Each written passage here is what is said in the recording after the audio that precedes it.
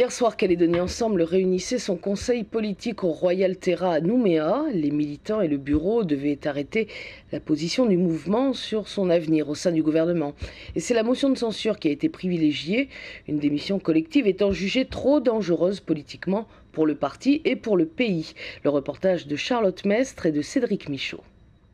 Qui nous oblige à être réactifs sur tous les fronts. Il aura fallu attendre les 3 heures du conseil politique pour avoir l'aval des militants sur l'avenir de Calédonie Ensemble au gouvernement.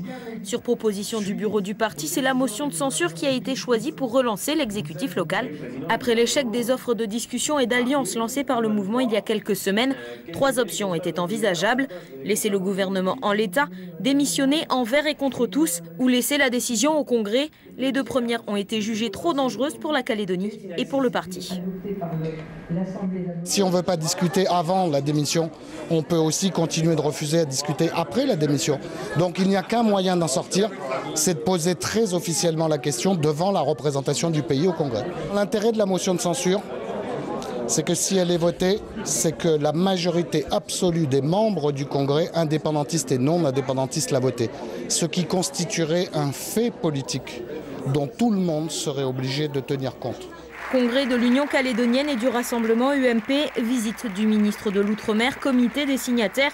Le calendrier politique des prochaines semaines est chargé. Du coup, la motion ne sera pas déposée avant la mi-décembre, le 15 au plus tard.